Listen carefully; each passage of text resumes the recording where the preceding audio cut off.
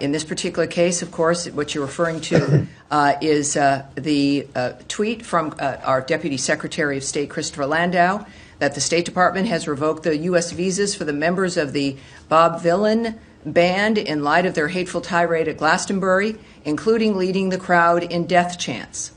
Foreigners who glorify violence and hatred are not welcome visitors to our country. Now, we've stated that when it comes to how we vet people, if they are going to be coming here to be helpful, to be nice people, to be great tourists, or if they're coming for other reasons, that every sovereign nation has a right to decide who's going to come to this country. So we've been public about that standard.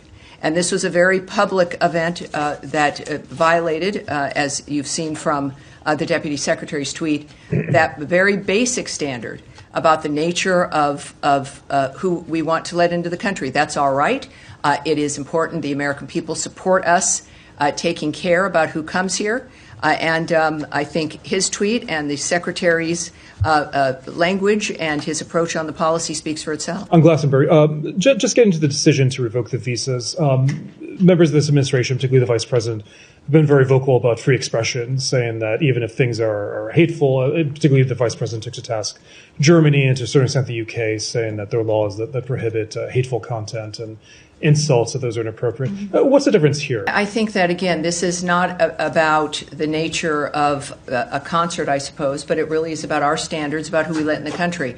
That we're not telling people what they can sing about or what they can say. It's not involved here at all. They obviously felt free to say what they were saying and chanting at Glastonbury, and they can do that. And we can do what we do.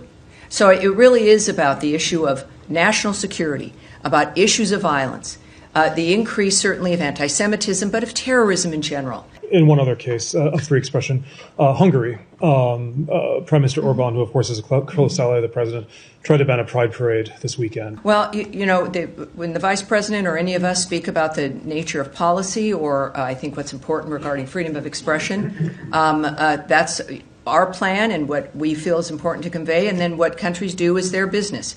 Events happen all over the world, as we know, every day, which the United States has no comment about. And we have nothing to add on this matter. With respect, I mean, the U.S. did criticize the U.K. over bans on anti-abortion protesters. Is there any contradiction and not? Well, again, I'm not going to speak to individual situations or instances or comments that are made. Again, we have events that happen all the time all over the world, which might be worth commenting on, but we don't comment on all of them, I think, for a very good reason.